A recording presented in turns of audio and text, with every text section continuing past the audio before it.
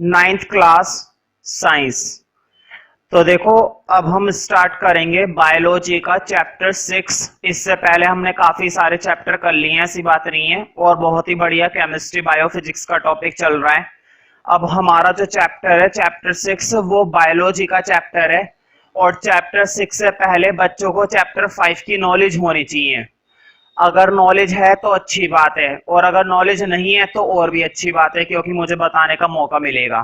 देखो चैप्टर 6 के अंदर जो टॉपिक तुम्हें पढ़ना है उस चैप्टर का नाम है टिश्यू। हेडिंग डाल दो चैप्टर 6, नंबर भी डालना चैप्टर 6 और चैप्टर का नाम भी डालना टिश्यू। क्वेश्चन ये है, यार ये क्या शब्द है टिश्यू? टिश्यू क्या होता है? हमने तो टिश्यू पेपर सुना था बस, जिससे नाक पोंछते हैं, ठीक है। लेकिन ध्यान रखो इस टिश्यू और उस टिश्यू पेपर में जमीन आसमान का फर्क है।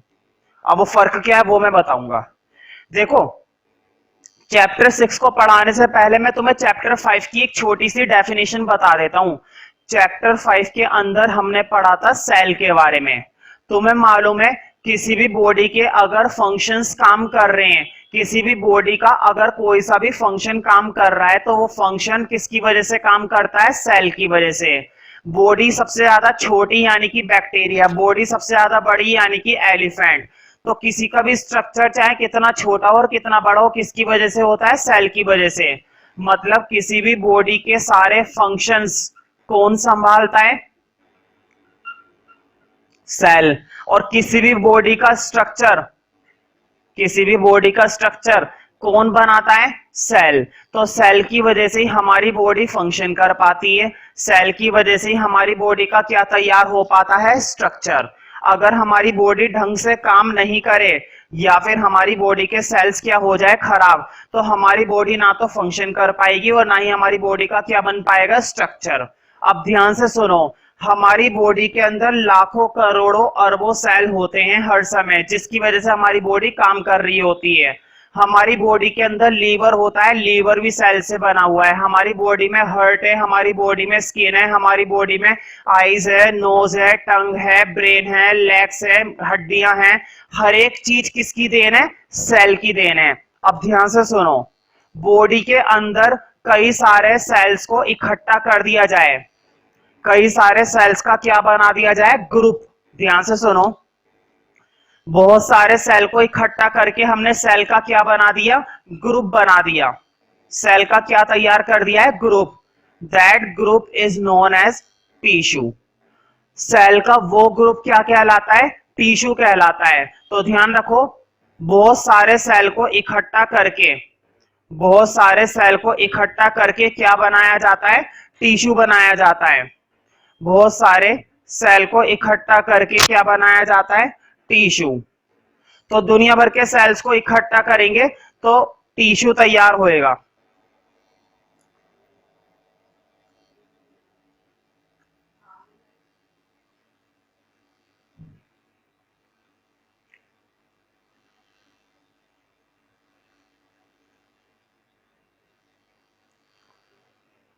तो बोर्ड पे देखो जरा, जब हम सेल के ग्रुप की बात करते हैं तो अगर बहुत सारे सेल को इकट्ठा कर दिया जाए, अब उसको सेल मत बोलो, अब उसको क्या बोलेंगे?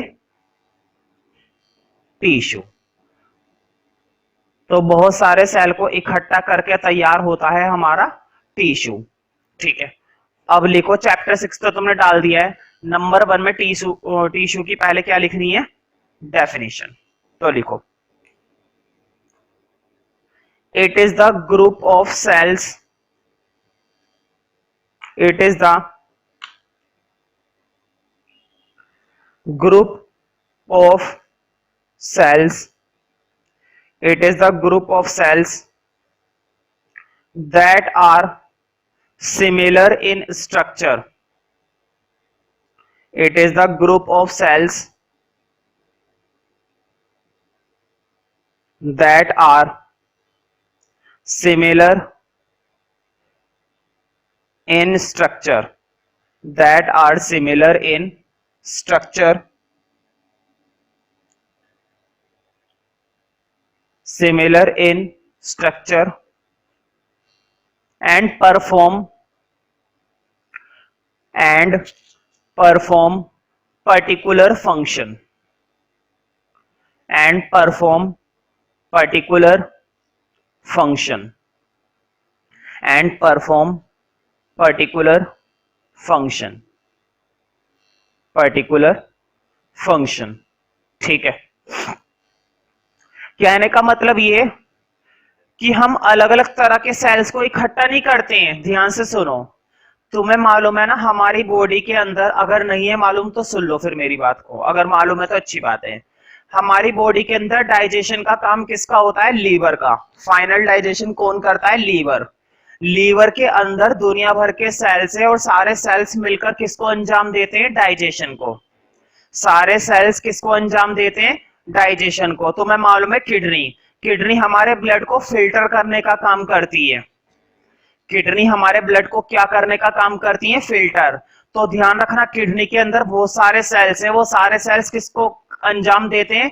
ब्लड को फिल्टर करने का। तो ध्यान से सुनो, बहुत सारे सेल मिलकर किसी एक काम को करते हैं, ये नहीं कि अलग अलग सेल अलग अलग काम को कर रहे हैं उनको इकट्ठा करके टिश्यू बना दिया, नहीं। बहुत सारे सेल हम इकट्ठा करके टिश्यू तभी बनाएंगे जब वो सारे सेल किसको कर रहे होंगे? किसी एक काम को। मैंने क्या लिखा है? Particular function. किसी एक काम को करने में अंजाम लगाते हैं वो सारा का सारा, ये नहीं कि अलग अलग। ठीक है, अब लिखो नोट के अंदर, नोट में लिखो एबिलिटी, ब्रैकेट में लिखना यूटिलिटी। यूटिलिटी ऑफ टिश्यू मतलब टिश्यू क्या क्या कर सकता है, टिश्यू की क्या क्या एबिलिटी है, आखिर क्या क्या क्षमता होती है टिश्यू में करने की, टिश्यू के अंदर क्या क्या पावर है। ठीक है, तो देखो सारा काम टिश्यू ही करता है। बहुत सारे सेल मिलकर टिश्यू बनाते हैं और बहुत सारे टिश्यू मिलकर क्या बनाते हैं? ऑर्गन। फॉर एग्जाम्पल, अगर मैं तुमसे पूछूं लीवर एक ऑर्गन है? बिल्कुल। हार्ट एक ऑर्गन है, किडनी एक ऑर्गन है, स्मॉल इंटेस्टाइन एक ऑर्गन है, लार्ज इंटेस्टाइन एक ऑर्गन है जो हमारी बॉडी के अंदर होते हैं। ठीक है, लीवर को किसने बनाया? टिश्यू ने। टिश्यू को किसने बनाया? सेल ने। यानी कि सेल से बनता है टिश्यू और टिश्यू से बनता है ऑर्गन, और सारा काम कौन देखता है? ऑर्गन देखता है ना। अब क्वेश्चन ये कि टिश्यू का क्या काम है। तुमने चैप्टर 5 में पढ़ा होगा यूनिसेलुलर, पढ़ा है ना। यूनिसेलुलर का मतलब होता है ऐसा सेल या ऐसा ऑर्गेनिज्म जिसके अंदर कितने सेल होते हैं? सिर्फ एक सेल।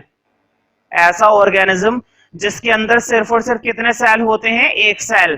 तो वहां पर सारे के सारे काम कौन करता है? सिर्फ सेल करता है। सारे के सारे फंक्शन कौन करता है? सिर्फ एक लौता सेल करता है, क्योंकि सेल ही एक है, हमारा सेल ही एक है, तो सारे फंक्शन वही करेगा।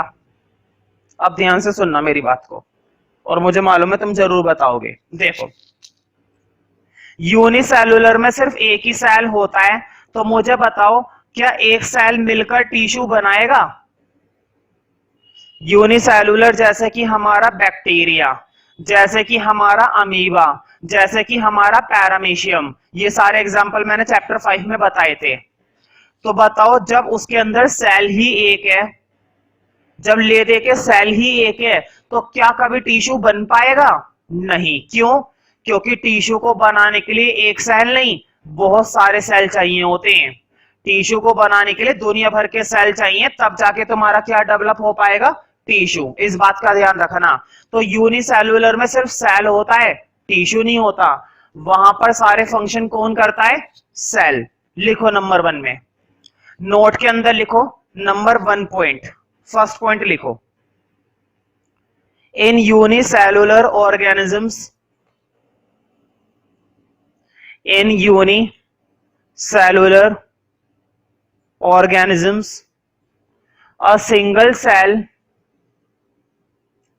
in unicellular organisms a single cell performs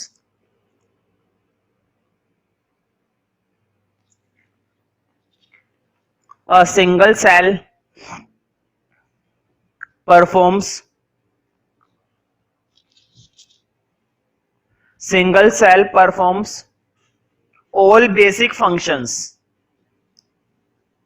all basic functions, ठीक है, जैसे कि सांस लेना, मूवमेंट करना, है ना, डाइजेशन करना, न्यूट्रिशन लेना, सारे के सारे काम कौन करता है? एकमात्र सेल, ठीक है। In unicellular organisms a single cell performs all basic functions such as, लिखो सच एज रेस्पिरेशन। अब रेस्पिरेशन क्या होता है, मैं सिंपल भाषा में बताऊं, सांस लेना, ठीक है, ज्यादा कुछ पढ़ने की जरूरत नहीं है, बस लिख लो रेस्पिरेशन, कॉमा मूवमेंट, मूवमेंट भी कौन करता है? वही एकमात्र सेल। मूवमेंट तो तुम समझते ही हो, है ना, एक जगह से दूसरी जगह जाना या हिलना, मूवमेंट, ठीक है, कॉमा डाइजेशन, डाइजेशन भी तुम समझते हो, जो फूड हमने लिया है उसको क्या करना पड़ता है बॉडी के अंदर? डाइजेस्ट। और कौन करता है? वो सिंगल सेल, बेचारा सारा काम खुद ही कर रहा है, कोई नहीं आता उसकी मदद करने। क्यों? क्योंकि पूरी बॉडी के अंदर कितने सेल हैं? सिर्फ एक सेल, इसलिए इसलिए सारे काम उसको खुद करने पड़ते हैं।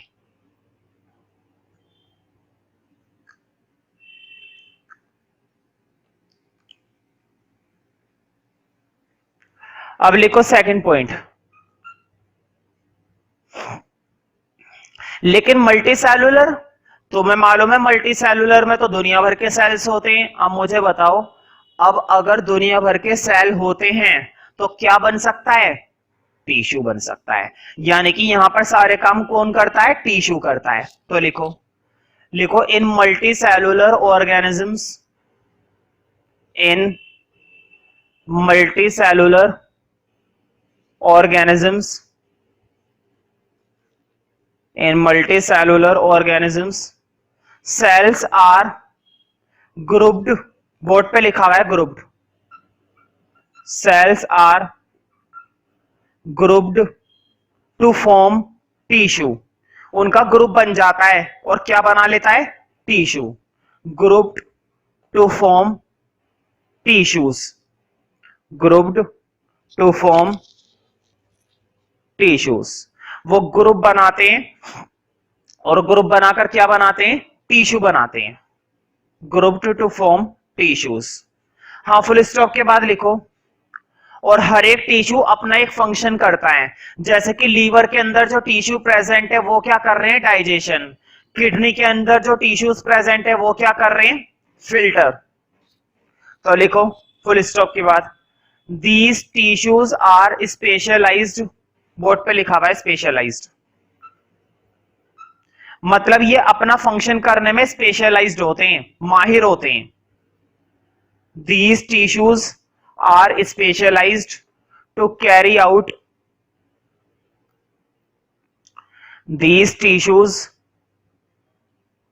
Are specialized to carry out a particular function, these tissues are specialized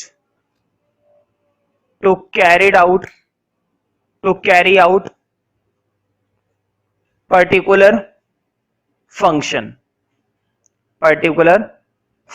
in the body, to carry out particular function in the body।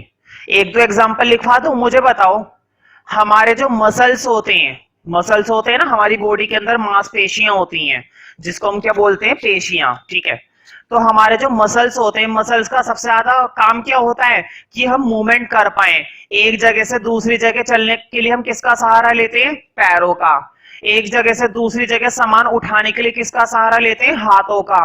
अपनी गर्दन को ऐसे घुमा सकते हैं, अपने हाथों को इस तरह से मूव कर सकते हैं, अपनी उंगलियों को ऐसे कर सकते हैं, लोगों को डरा सकते हैं, कान खुजा सकते हैं, समझ रहे हो ना? तो ये सारे काम किसके होते हैं? मसल्स के। कौन सा टिश्यू? Muscular tissue. कौन सा टिश्यू? मस्कुलर टिश्यू, ठीक है। तो मैं एग्जांपल लिखवा देता हूं, लिखो नंबर 3 में। अब मैं कुछ एग्जांपल लिखवा रहा हूं, लिखो। For example muscle cells, muscle लिख लोगे? मसल मत देना इसको, लिखो फॉर एग्जांपल, बोर्ड पे लिखा हुआ है muscle cells, for example muscle cells form muscular tissues. For example muscle cells form muscular tissue. Muscle cells क्या बनाते हैं? मस्कुलर टिश्यू, जिसकी वजह से हमारी बॉडी क्या कर पाती है? मूवमेंट। हम एक जगह से दूसरी जगह जा पाते हैं, अपने हाथों को हिला पाते हैं, अपने गर्दन को घुमा पाते हैं, हम अपनी उंगलियों को हिला सकते हैं, है ना। तो उसी की वजह से हमारी बॉडी ये फंक्शन कर पाती है, सिर्फ किसकी वजह से? मस्कुलर टिश्यू की वजह से। अगर हमारे अंदर मस्कुलर टिश्यू खराब हो जाए तो हमारी बॉडी मूवमेंट करना बंद कर सकती है। कर क्या सकती है? बंद ही कर देगी, हमारी बॉडी मूवमेंट करना बंद कर देगी। ठीक है, तो लिखो for example muscle cells form muscular tissue. मैं पूछ सकता हूं कि मस्कुलर टिश्यू किससे बनता है, तो तुम्हें बताना है मसल सेल से। The muscle cells form muscular tissues which helps in movement. और मैं तुमसे ये भी पूछ सकता हूं कि मस्कुलर टिश्यू किस चीज में हेल्प करते हैं, तो तुम्हें बताना है मूवमेंट में हेल्प करते हैं। The muscle cells form muscular tissues which helps in movement, which helps in movement, है ना। हमारी बॉडी मूवमेंट कर पाती है तो सिर्फ किसकी वजह से मूवमेंट कर पाती है? मसल सेल्स की वजह से, मस्कुलर टिश्यूज की वजह से। Which helps in movement. और ये जो मसल टिश्यूज हमारी बॉडी के अंदर वर्क कर रहे हैं, इसका ये वर्क कहलाता है डिवीजन ऑफ लेबर। तो कई बार पेपर में आ चुका है, ध्यान से सुनो, कई बार पेपर में आ चुका है, what do you mean by division of labour. 1 number या 2 नंबर में आएगा तो तुम सिर्फ ये वाला पॉइंट लिख देना। 3 नंबर में आता है तो तुम्हें ये तीनों पॉइंट लिखने, समझ रहे हो ना।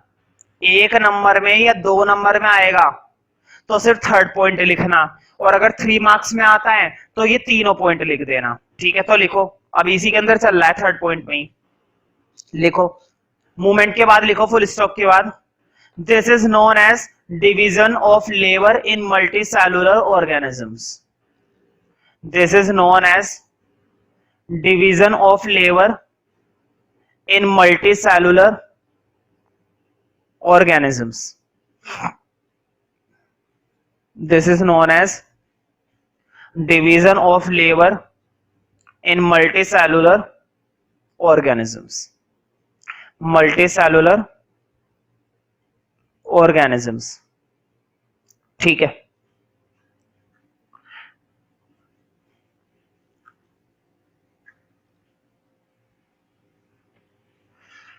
तो यहां तक तो पढ़ा हमने बेसिक इंट्रोडक्शन टिश्यूज के बारे में कि टिश्यू क्या होता है, किससे बनता है, हमारी बॉडी में टिश्यू क्या क्या काम करते हैं।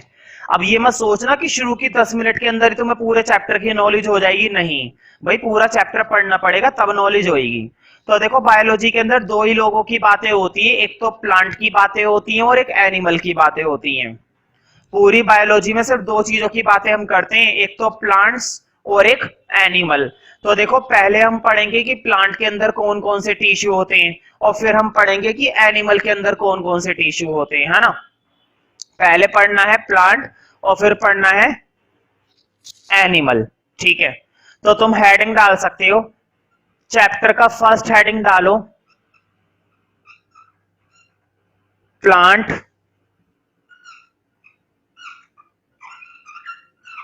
Tissues. Plant tissues, plant tissues 2 तरह के होते हैं।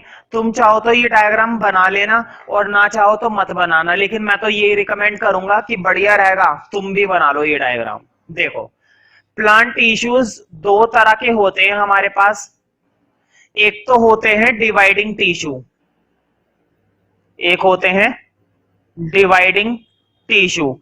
डिवाइडिंग टिश्यू का मतलब होता है ये समय के साथ साथ खत्म हो जाते हैं, समय के साथ साथ ये मर जाते हैं, डेड हो जाते हैं, इसलिए इनको क्या बोला गया है? डिवाइडिंग। डिवाइडिंग का मतलब ये समय के साथ साथ क्या हो जाएंगे? डिवाइड हो जाएंगे, खराब हो जाएंगे, वेस्ट हो जाएंगे, खत्म हो जाएंगे समय के साथ साथ।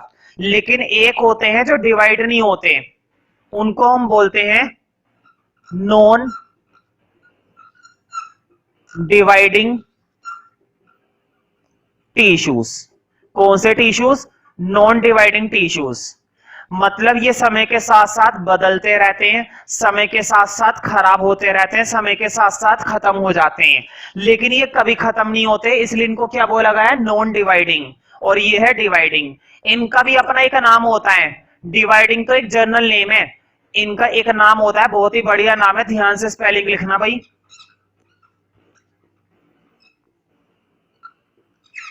Meristematic tissue. ध्यान से सुनो, ऐसे टिश्यू जो डिवाइड हो जाते हैं उनको क्या बोला जाता है? Meristematic tissue. कौन से टिश्यू बोला जाता है? मेरिस्टेमेटिक। क्या बोलेंगे इसको? मेरिस्टेमेटिक। मेरिस्टेमेटिक टिश्यू, ठीक है। ऐसे टिश्यू जो समय के साथ साथ मर जाते हैं, जो समय के बाद खत्म हो जाते हैं, इनकी ग्रोथ हमेशा नहीं होती।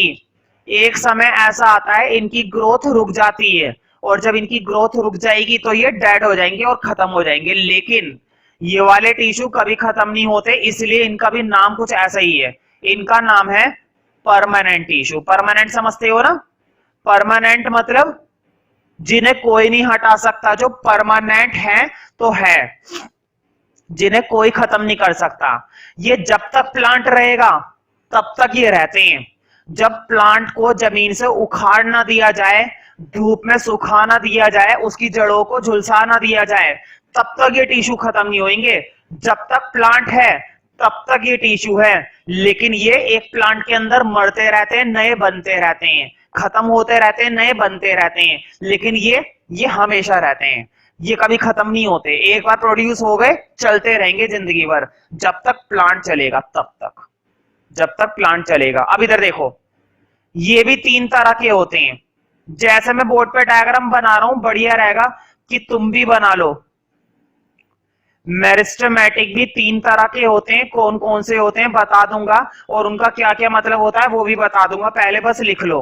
देखो, ये होता है पहला टिश्यू एपिकल। एपिकल का क्या मतलब होता है सब लिखाऊंगा, एक्सप्लेन करवाऊंगा, अभी तो बस ये डायग्राम नोट कर लेना। एपिकल के बाद अगला टिश्यू होता है इंटरकैलरी। इंटर कैलरी, देखो इंटर कैलरी में मैंने ना कैलरी नीचे लिखा है, ध्यान रखना ये पूरा एक ही शब्द है, मेरे पास उधर स्पेस नहीं था इसलिए मैंने कैलरी नीचे लिख दिया। इंटर कैलरी जो है एक साथ एक ही शब्द है, और इधर लिखना लेटरल।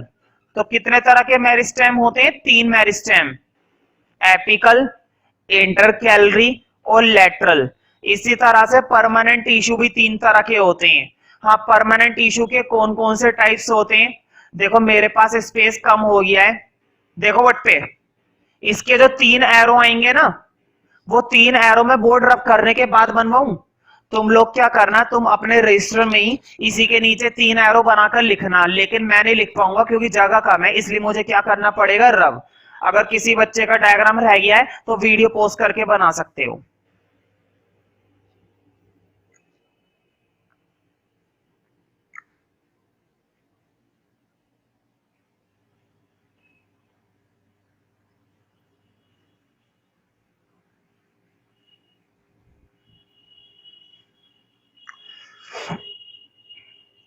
तो देखो लास्ट में वो जो परमानेंट का रह गया था ना एरो, तुमने तो अपने वो तीन एरो बना दिए होंगे, मैं वो तीन एरो इधर बना रहा हूं, समझ गए ना मैंने करा क्या है? ये तीन एरो मालूम है ना कहां से आ रहे होंगे? ये तीन एरो निकल रहे होंगे परमानेंट में से। तुमने तो भाई, अब तुम्हारा पेज तो बड़ा होता है, ठीक है, मेरे पास तो पार्ट होता है, तो मुझे बड़ा सोच समझ के लिखना पड़ता है, ठीक है। तो तुम समझ गए हो ना मैं क्या कह रहा हूं? ये तीन एरो उसी में से निकल रहे हैं, परमानेंट में से। हाँ, परमानेंट के भी तीन टाइप होते हैं, लिखो फटर से तीनों के तीनों टाइप। पहला होता है पैरेन्काइमा। पहला क्या होता है? पैरेन्काइमा। दूसरा लिखो, दूसरा होता है कोलेनकाइमा। इनके नाम ध्यान रखना, कुछ बच्चे इसको चाइमा पढ़ते हैं, चाइमा गलत है। Parenchyma, collenchyma. और अब थर्ड लिखो। थर्ड होता है हमारा, थर्ड की स्पेलिंग भाई मुझे भी देखने की जरूरत है, अक्सर गलती हो जाती है, इनकी स्पेलिंग का थोड़ा ध्यान रखना। हाँ, थर्ड होता है हमारा स्क्लेरन काइमा, ये 3 टिश्यू होते हैं। तो कुल मिलाकर प्लांट के मैंने तुम्हें कितने टिश्यू बताए? 6। 3 dividing, 3 permanent, 3 dividing, 3 non dividing. जो डिवाइडिंग होते हैं उन्हें मेरिस्टेमेटिक बोलते हैं, और जो डिवाइडिंग नहीं होते हैं उन्हें परमानेंट बोलते हैं। मेरिस्टेमेटिक भी 3 तरह के होते हैं, एपिकल, इंटरकैलरी, लेटरल। और परमानेंट भी 3 तरह के होते हैं, पैरेन्काइमा, कोलेन्काइमा, स्क्लेरेन्काइमा। तो कुल मिलाकर प्लांट के हमें ये 6 तरह के टिश्यू पढ़ने, और जब ये 6 के 6 टिश्यू खत्म हो जाएंगे तो प्लांट टिश्यू का टॉपिक तुम्हारा खत्म हो जाएगा। तब जाकर हमारा प्लांट टिश्यू का टॉपिक निबट जाएगा, और फिर बारी आएगी हमारे खुद के टिश्यू की। कौन से? Animal tissues. हमारा कौन सा टॉपिक? Animal tissues. ठीक है, तो अब स्टार्ट करते हैं। देखो अभी मैंने पढ़ाया नहीं है, बस मैंने तुम्हें टेबल वगैरह बनवाकर समझाई थी, है ना। अब एक्सप्लेन करेंगे एक एक करके। तो कुल मिलाकर कितने टिश्यू पढ़ने वाले हो? 6 टिश्यू। 3 डिवाइडिंग, तो 3 नॉन डिवाइडिंग। ठीक है, स्टार्ट करते हैं। अब लिखो कैपिटल ए। पहले हम पढ़ेंगे non dividing, that is meristematic. कौन सा टिश्यू? मेरिस्टेमेटिक। मेरिस्टेमेटिक जिसको हम क्या बोलते हैं? Dividing tissue. मेरिस्टेमेटिक मतलब डिवाइडिंग टिश्यू। तो ब्रैकेट में लिखना जरूर, डिवाइडिंग टिश्यू, है ना। बस डिवाइडिंग लिख लो। पहले मेरिस्टेमेटिक का मतलब लिखो, फिर इसके टाइप्स बताऊंगा। बताओ, मेरिस्टेमेटिक भी 3 तरह के होते हैं ना, एपिकल, इंटरकैलरी, लेटरल। वो तीनों करेंगे। पहले मेरिस्टेमेटिक का मतलब लिखो। तो बताओ, इनकी ग्रोथ हमेशा होती है? नहीं। मैंने बताया ना, एक सर्टेन एज के बाद ये टिश्यू डेड हो जाते हैं। एक सर्टेन एज आती है, एक सर्टेन पर्टिकुलर एज के बाद ये टिश्यू खत्म होने लगते हैं, खत्म, डिस्ट्रॉय होने लगते हैं, नए बनने लगते हैं। ठीक है, इसलिए इनको क्या बोला जाता है? डिवाइडिंग। ठीक है, तो लिखो, the growth of plant occurs, the growth of plants occurs, the growth of plant occurs only in, the growth of plants occurs, OCCURS, occurs, OCCURS, occurs. The growth of plants occurs only in certain, CER, only in certain specific area, only in certain specific area, only in certain specific area, only in certain specific area. लिखो, these tissues also known as dividing tissues, these tissues also known as, हालांकि मैंने तुम्हें बता दिया है कि इनको dividing भी बोलते हैं, लेकिन फिर भी लिख लो, these tissues also known as dividing tissues, these tissues also known as dividing tissues, dividing tissues, dividing tissues, these tissues also known as dividing tissues. ठीक है, अब पढ़ेंगे इनके पार्ट्स, है ना। लिखो नंबर 1, पहला कौन सा था? एपिकल। पूरा लिखना वो नाम, पहले मैंने शॉर्ट में लिखवाया था, तुम्हें मालूम नहीं है, पूरा नाम ये होता है, एपिकल मेरिस्टेम। क्या बोला जाता है? Apical meristem. कुछ लोग बहुत ही पूरा नाम लिखते हैं, देखो क्या लिखते हैं, एपिकल मेरिस्टेमेटिक टिश्यू, पूरे लिख देते हैं, एपिकल मेरिस्टेमेटिक टिश्यू, पूरा का पूरा ही लिख दिया, ठीक है, लेकिन तुम्हें इतना पूरा लिखने की जरूरत नहीं है, इतना बहुत है, एपिकल मेरिस्टेम, इतना ही काफी है, एपिकल मेरिस्टेम, है ना, ये भी हमने काफी लिख दिया। अब मैं तुम्हें बताता हूं ये प्लांट के किस हिस्से में होता है, पहले ध्यान से सुन।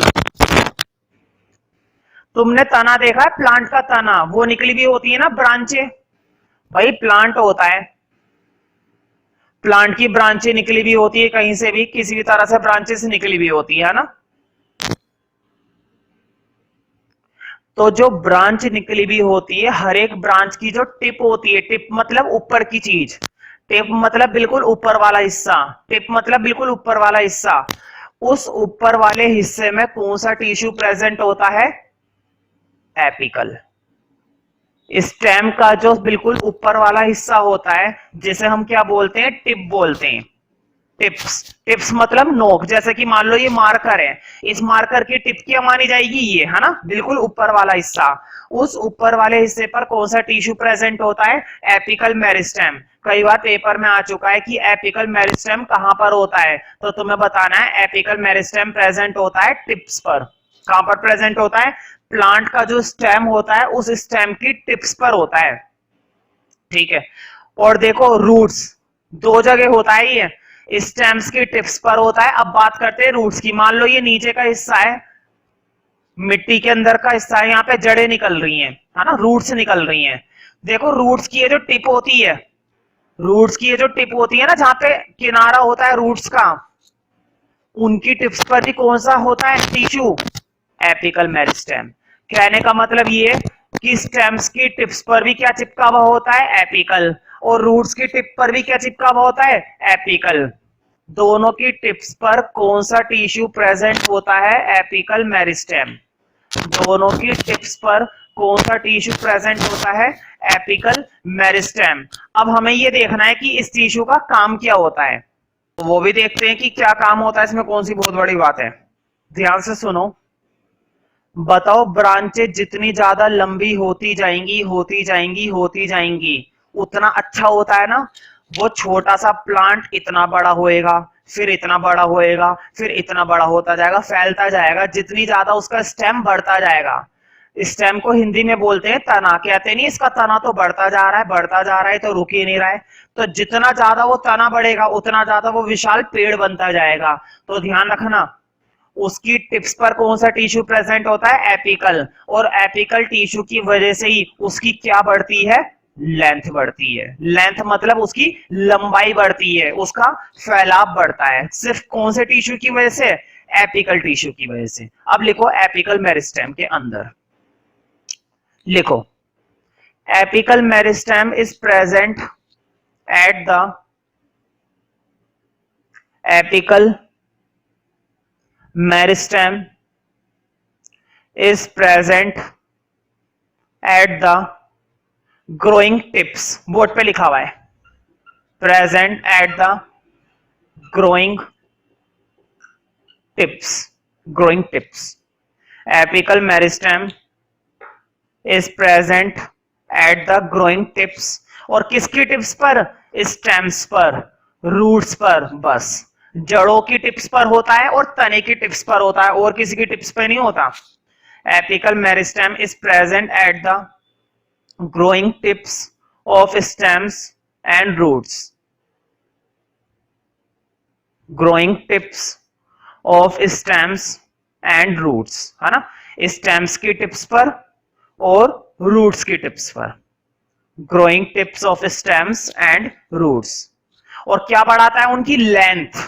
जितनी ज्यादा जड़ें फैलेंगी, उतना ज्यादा प्लांट मजबूती से टिका रहेगा। जितनी ज्यादा क्या फैलेंगी, जड़ें, और जड़ों को फैलाने में कौन हेल्प करेगा, उसकी लेंथ बढ़ाने में कौन हेल्प करेगा, एपिकल, है ना। Apical meristem is present at the growing tips of stems and roots and increases the length and increases the length of stem and root, increases the length of stem and roots, increases the length of stem and roots, length of stem and roots लिख लोगे ना, stem, STEM, देखो इसी में लिखा हुआ है stem, देखो ये रहा स्टेम, मेरिस्टेम, है ना, लेकिन सिर्फ स्टेम लिखना है। अब लिखो दूसरा, बताना एपिकल के बाद क्या था, इंटरकैलरी। एपिकल के बाद क्या था, intercalary.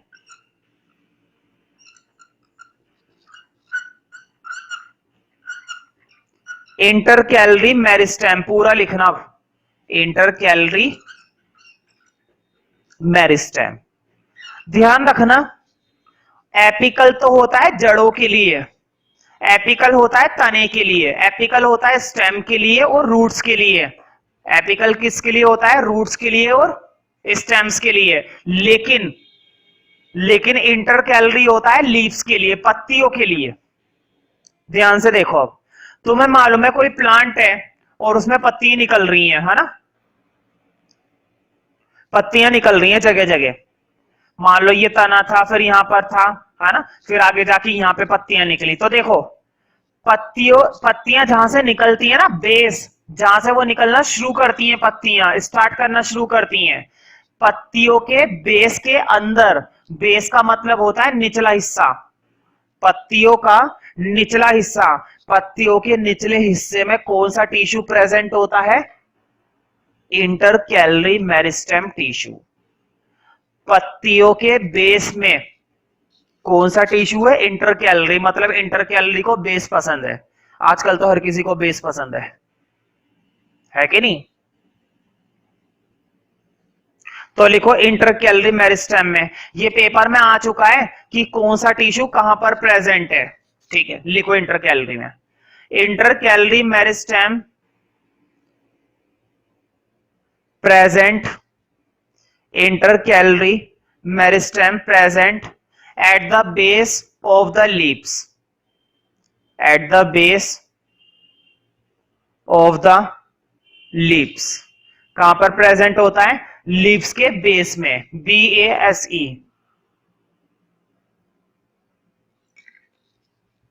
intercalary meristem present at the base of the leaves, LEAVES, leaves, at the base of the leaves, ठीक है। अब इसका तीसरा बचा हुआ है, देखते हैं, लिखो थर्ड। तीसरा है हमारा लैटरल, तीसरा क्या है हमारा, लैटरल मेरिस्टेम। कौन सा टिश्यू है थर्ड वन हमारा, लैटरल मेरिस्टेम। ध्यान से सुनो, अगर मैं तुमसे कहूं कि ये तना है, ये पतली पतली डंडियां सी जो है, ये क्या निकलनी है, स्टेम, ब्रांचेस बढ़ती जा रही हैं इसकी, है ना, ये तना है इसका,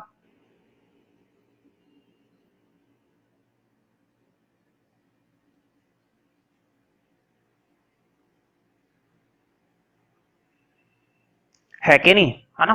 हालांकि मैंने इतना अच्छा नहीं बनाया, लेकिन जो मुझे समझाना है वो इससे मैं समझा दूंगा। देखो बताओ, स्टेम जितना ज्यादा मजबूत होगा उतना बढ़िया, है ना। ये स्टेम मजबूत है या ये मजबूत है,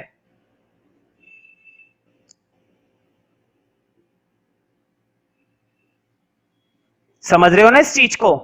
तो देखो स्टेम का फैलाव, स्टेम की मजबूती, मतलब कि स्टेम का स्ट्रक्चर, स्टेम की गर्थ, क्या बोला शब्द मैंने, गर्थ, GIRTH, गर्थ का मतलब होता है स्ट्रेंथ, स्टेम की ताकत।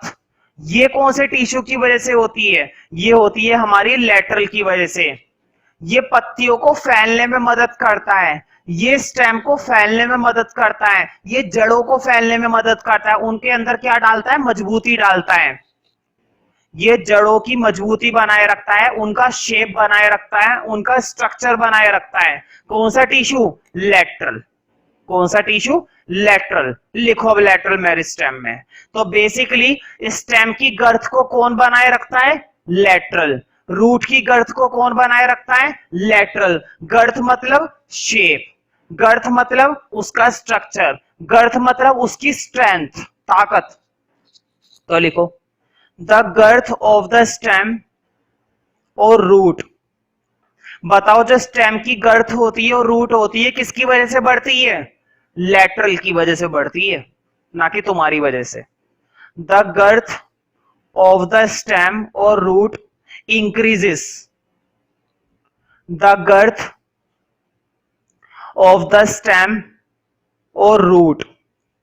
The girth of the stem or root increases. The girth of the stem or root increases due to lateral meristem. किसकी वजह से बढ़ती है? lateral meristem की वजह से। due to lateral meristem. due to lateral meristem. इसका एक दूसरा नाम और होता है lateral meristem का, ब्रैकेट में लिख लो कैम्बियम। चलो मैं लिखवा देता हूं, लिखो पहले। The girth of the stem और root increases due to lateral meristem. अब मेरिस्टेम के ब्रैकेट में लिख लो कैम्बियम, बोर्ड पे लिखा हुआ है कैम्बियम। मतलब कि लेटरल मेरिस्टेम को एक नाम से और जाना जाता है और वो क्या नाम है? कैम्बियम। तो पूरे प्लांट की ताकत इसी टिश्यू की वजह से बनी रहती है।